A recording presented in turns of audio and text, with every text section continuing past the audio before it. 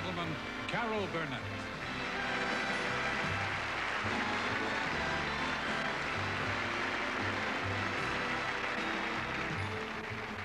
Good evening. When I was a kid, I loved all kinds of things. I loved music, I loved the stage, I loved comedy. I loved the whole kit and caboodle except opera. It seemed, it was a forbidding world. I mean, all those unpronounceable names and unreachable notes and unbelievable stories. And then along came Bubbles, better known as Beverly Sills. And she made opera come alive with character, drama, and humor. And she taught a new audience to love an old art form, and along the way, we all fell in love with her. I first saw Beverly, I got really interested in her about 10 years ago when I watched her on 60 Minutes, and I thought, now there is a woman I would really like to get to know. So I called her up on the telephone, and I said, you know, I'd really like to meet with you to discuss our doing a little two-person show. It was sort of a fantasy of mine. I had in mind something called Sills and Burnett at the Met. And well, why not reach for the moon, I thought. And she said, well, what do we need a meeting for? When do you want to do the show? And we did. And I had one of the best times I've ever had in my life. We really had a swell time. And although the one thing, she ticked me off. Just a little. I mean, I knew I couldn't sing quite as well as Beverly, but we happened to do a sketch on the show together, and she got more laughs than I did. However, in spite of that, we're still best buddies, and in truth, no one could sing like Beverly. And I don't know of anyone who has more fun doing it. And somewhere out there in Iowa or Tennessee or Oregon, there's a kid who's going to be a diva someday, because Beverly Sills has been the matchless diva of our day and generation.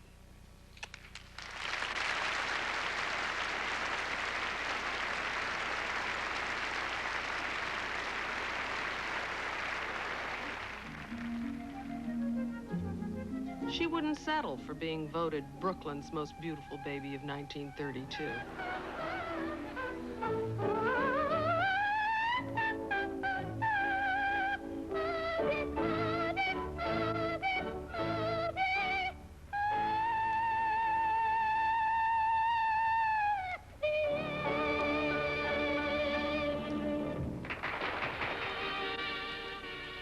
By 9, she was showing her talent anywhere she could. Rinse all white, happy little wash day song. Underneath was a fierce determination to be a diva. But she refused to go to Europe. She would be the first to make it from the American stage. The first step was a touring opera company, traveling back roads in a series of grueling one-night stands. After 54 straight nights of La Traviata, she said, my voice was fine, but my feet were killing me. She auditioned at the New York City Opera and was rejected 7 times. Great voice, they told her, no personality. The 8th time, she said, I made sure my personality showed.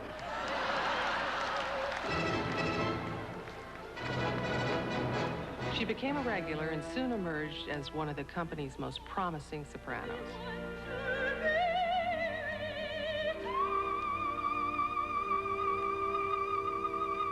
Her career was blossoming. So was her life. She and husband Peter had 2 children.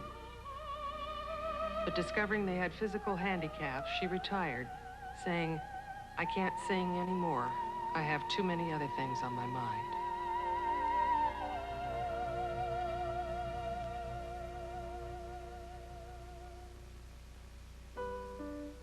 But her zest for music was nurtured by her family's zest for life. Her sheer delight in singing was what she was ready to share with the world.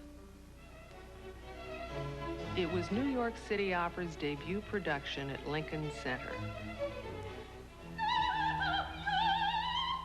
An electrified audience realized they were seeing more than a career reborn. The diva had arrived.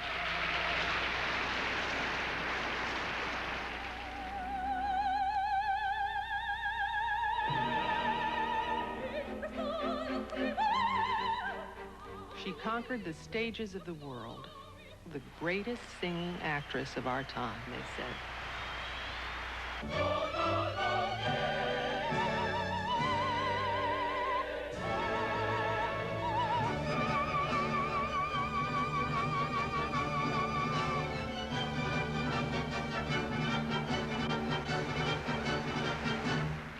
At La Scala, they called her Il Fenomeno. Finally, she sang at the Metropolitan Opera. Beverly wasn't debuting with the Met. The Met was debuting with Beverly. Burnett and Bubbles, Bubbles and Burnett. She brought opera to a wider audience than any singer ever had before. She made us all fall in love with music and with life. In 1978, she said, "I want to put my voice to rest quietly and with pride." Today, as director of the New York City Opera, her fire and imagination inspire young American talent. She may have stopped singing, but the world will never stop listening.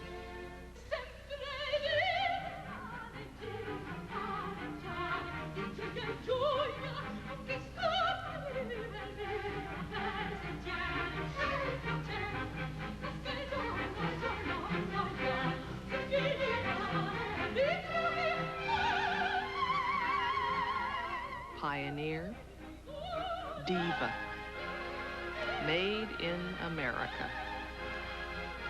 Bravo, Beverly Sills.